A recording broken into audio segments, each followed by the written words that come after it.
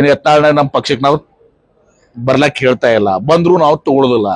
ನಿಮ್ ಮೊದಲೇ ಹೇಳ್ಬಿಟ್ಟಿದ್ದೀನಿ, ಕ್ಲಾರಿಫೈ ಮಾಡಿದೀವಿ. He is not welcome. ಮೊನ್ನೆ ಸಿಎಂ ಅವ್ರ ಕಾರ್ಯಕ್ರಮ ಆಯ್ತು, ಸರ್ಕಾರಿ ಕಾರ್ಯಕ್ರಮ ಯತ್ನಾಳ್ ಕಾರ್ಯಕ್ರಮ ಅನ್ನೋ ರೀತಿ ಪ್ರಾಜೆಕ್ಟ್ ಆಯ್ತು ಏನ್ರಿ. ಮೊನ್ನೆ ಸಿಎಂ ಅವ್ರು ಬಂದಾಗ ನೋಡಿ, ಅವರು ಈಗ ಸಿಟಿ ಎಂ ಎಲ್ ಎ ಇದ್ದಾಗ ಬಂದಾಗ ಯತ್ನಾಳ್ ಕಾರ್ಯಕ್ರಮ ಏನಾಗ್ತದೆ? ಆತರ ಪ್ರಾಜೆಕ್ಟ್ ಆಯ್ತು. ಯಾರು ಪ್ರಾಜೆಕ್ಟ್ ಯಾರು ಮಾಡ್ಕೊಂಡು ನೀವು ಮಾಡ್ಕೊಂಡ್ರಿ? ಅವ್ರಿಗೆ ಜಾಸ್ತಿ ಸ್ಥಳೀಯ ಶಾಸಕ ಅಂದ್ಮೇಲೆ ಅದಕ್ಕೇನು ಬಹಳ ಕೊಡ್ಬೇಕಾದ ಅವಶ್ಯಕತೆ ಇಲ್ಲ. ಏನು ಯತ್ನಾಳ್ ನಮ್ಮ ಪಕ್ಷಕ್ಕೆ ನಾವು ಬರ್ಲಕ್ಕೆ ಹೇಳ್ತಾ ಇಲ್ಲ, ಬಂದ್ರು ನಾವು ತಗೊಳ್ಳೋದಿಲ್ಲ. ನಿಮ್ ಮೊದಲೇ ಹೇಳ್ಬಿಟ್ಟಿದ್ದೀನಿ, ಕ್ಲಾರಿಫೈ ಮಾಡಿದೀವಿ. He is not welcome. ನಮ್ಮ ಪಕ್ಷಕ್ಕೆ ಅವ್ರಿಗೆ ಯಾವ ಕಾಲಕ್ಕೂ ನಾವು ಸೇರಿಸ್ಕೊಳ್ಳ.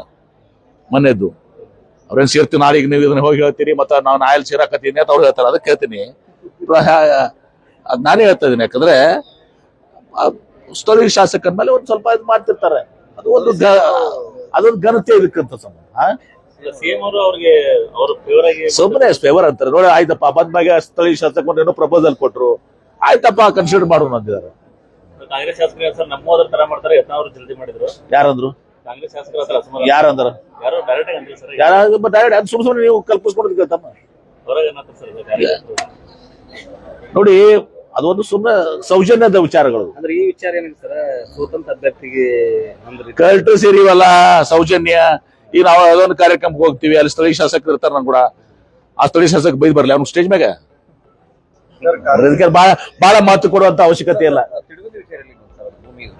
ನನ್ಗೆ ಗೊತ್ತಿಲ್ಲ ಈಗ ನಾನು ತಿಳ್ಕೊಂಡಿಲ್ಲ. ಈಗ ನಾನು ದಾವೋಸ್ನಾಗಿದ್ದೆ. ಆಮೇಲೆ ಇದೇನು ಇದೆ ಒಂದೇ, ನನಗ ಇಂಡಸ್ಟ್ರಿ ಡಿಪಾರ್ಟ್ಮೆಂಟ್ ಅವ್ರಿಗೆ ತಿರುಗುದಿ ಒಂದೇ ಇರೋದಲ್ಲ. ನೋಡೋಣ ಅಂತ ಎಲ್ಲಿ ಬಂದಿದೆ ಅಂತ.